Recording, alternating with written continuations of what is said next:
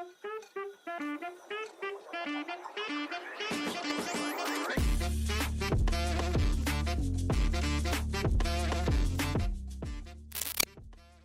fellas, welcome back to the channel. In today's video, we are going to do a fun project. We are building a password lock system using the Atmega 2560 microcontroller. No real hardware, no soldering, no burning your fingers. Everything is simulated in Proteus, and honestly, Proteus simulation is perfect for learning because you can test everything virtually before spending a single penny on components. So, what are we building? A keypad based password system where you type your password, it shows stars on the LCD like an ATM machine, and then shows access granted or access denied. The password is stored in EEPROM so it never gets lost. Sounds cool? Let's get into it. So now we so now you might wonder why we used Atmega 2560. Most tutorials use Atmega 32 or Atmega 16. Well, Atmega 2560 is a chip on the Arduino Mega, so it is super popular, has ton of input output pins, more memory, and honestly, it's just more powerful. But here's the thing, the core concept are exactly the same. Port registers, EPROM, keypad scanning, all identical. So even if you are watching and with a different AVR chip, 90% of this tutorial applies to your directly. Alright, let's start with Proteus. Open the Proteus and create a new schematic. Search for these components in the part library at Mega 2560 LM018L. That's a 16x2 LCD keypad calculator. The calculator stands for X4 keypad, a ground terminal, and a power terminal. Place them on the schematic, and now let's wire up everything. Wiring in Proteus. Let's talk wiring. This is super important to pay attention. LCD connection. Data pin from D0 to T7. Port C of Atmega 2560, that is PC0 to PC7. RS pin is connected is PD0, enable pin is PD1, and RW pin ground because we only write on LCD. VSS ground VDD is given 5 volt. VO contrast pin connect to the ground directly in Proteus. Contrast is automatic in simulation. Keypad connection. The calculator keypad has 8 pins, 4 rows and 4 columns. 4 row pins PA0 and PA1, PA2, PA3. Row pins are PA4, PA5, PA6 and PA7. So entire port A is dedicated to the keypad, simple and clean. Now double check everything before running the simulation.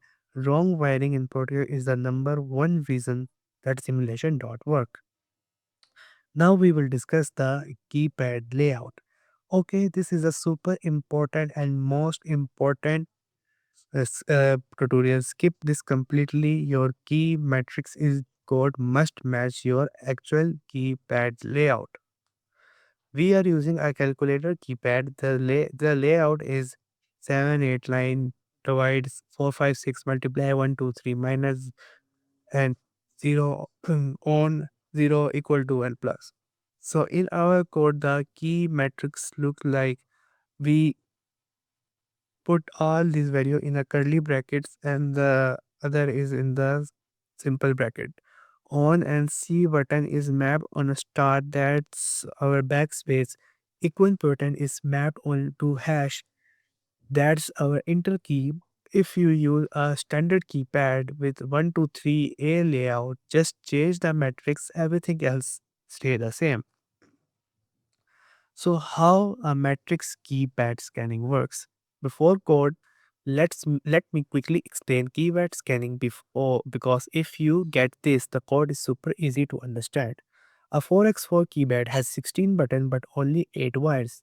It uses a grid system. Rows one way, column the other way. Each button sit at the crossing of a row and column. To detect a button, press, we do row scanning. Step 1. Enable pull-up resistor on all column pins so their default is high. Step 2. Pull row 1 low. Step 3.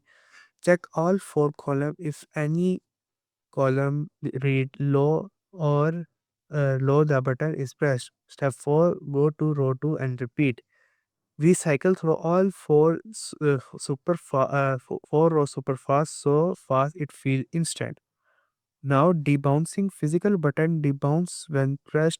They rapidly connect and disconnect for about 10 to 20 milliseconds. Without debouncing, one press can register as multiple presses. So we add a 30 millisecond delay after detecting a press and wait for the button to fully release. Problem solved. This is literally how every keypad works, from your microwave to your ATM machine. Okay, story time. When we first built this project, every single password, correct or wrong, was shown access denied. Even typing the exact correct password, access denied. Super frustration. After debugging, we found a problem. In the keypad scanning code, there was the line port A set to 0x0F. This set the lower 4-bit high of our pins, but write 0 to the upper 4 bits. Our column pin, when you write the 0 to any input pin, it disables the internal pull-up resistors, so our column pins were floating. No pull-up, no reference voltage, just picking up random electrical noises. The column were reading random values, so every key detection was garbage. The entered password was garbage, so it never matched. The fixed one was one word change 0x0f to 0xff. Port A is set to 0xff. Now all pins get pulled up row and column. Then we selectively pull rows low or for scanning. Column now properly read high when no key is pressed, and low only when key connect them to a low row. One line, whole project fixed. This is why debugging is such an important skill, guys. Let's talk about EEPROM, because this one is the coolest part of this project. EEPROM stands for Electrically Erasable Programmable Read-Only Memory. It is a special type of memory that keep its data even when power is off.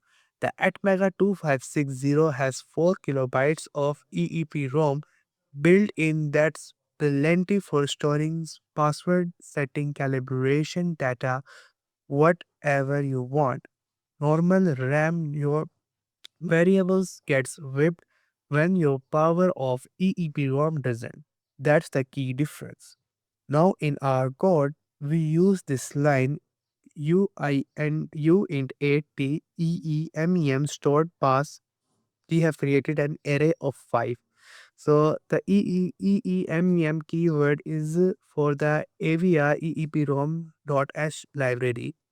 It tells the compiler this variable lives in EEPROM.RAM. When you compile, the compiler generate two files, a .hex file for your program code and a .eep file for your EEPROM data. When you load both files into Proteus, the password is already in EEPROM from the start. No startup code needed, no manual writing, it just works. So now we will do a full walkthrough of the code. So include and defines. We included AVR for register definition, AVR for EEPROM function, UTI delay.h for delay function, and string for strcmp. CPU defined as 16 MHz to match our Proteus simulation clock setting. LCD functions. LCD CMD sends a command byte. RS is low for command. LCD cat sends a data byte. RS is high for data. Both function pulse the enable pin to the latch data. LCD print just loop through a string called LCD char. For each character, LCD send for initializing commands 8-bit mode display on auto increment clear screen. Keypad scanning. Keyget function loops through all four rows. For each row is set port A20XFF first, enable or pull up. Then pull the specific row low. Then it check all the columns. If any column read low, a key is pressed at the row column intersection. We debounce with 10 microsecond delay and wait for release before returning to the key. Main function. Initializing LCD set PA0 to PA3 as output for roll enable pull up to all of port A, then enter the infinite loop. Each loop iteration show enter password prompt, collect up to 4 key presses showing stars, wait for hash key as entered, read stored password from EEPROM, compare which entered password, show result for 30 seconds. I have told you that I have put it to 30 milliseconds, but I have done it 300 milliseconds so that you guys can see what is showing on the LCD, because 30 millisecond is really fast and it disappear in a snap second. So this is the step most of the people misses and then wonder why their simulation doesn't work. So when you guys are uploading the file on the Proteus, be careful that you have to upload the hex file. If you don't, it will not work. Alright, let's see the simulation in action. I hit play in Proteus. LCD lights up and shows enter password on the first line. I clicked 1 on the keypad, a star appeared on the LCD. I clicked 2, another star, I clicked 3, another star, and I clicked 4, and another star. Now I hit equals our enter key. LCD clears and shows access granted, door opened. Beautiful. Now let me try a wrong password. LCD resets. Enter password. I type 9999 equal access denied, wrong password. Exactly what we wanted. Clean, fast, perfect, isn't it? Now let me show backspace. I type 1, 2, then press on C. The counter goes back. I type 3, 4 equal access granted. Again, backspace works perfectly. So the possible issues that I have faced, and I think that you guys can also face these issues, that if LCD shows nothing, check your port C wiring, check RS and enable connection, make sure RW is grounded. LCD show black blocks. Contrast issue. In Proteus, connect VO to ground directly. Every password show access denied. You forget to load the .eep file in Proteus. Load it in EEPROM file field and at Mega2560 properties. Keypad not responding. Check your row and column connection. Make your DDRA is set to 0x0f. Check your keys matrix matches your keypad layout. Wrong key registration. Your key matrix doesn't match your keypad. Swap rows and columns in the matrix or check which physical pin in which row and column. And that's it. A complete password lock system on at Mega 2560, simulated in Proteus with EEPROM stored password, keypad input, and LCD display, all working perfectly.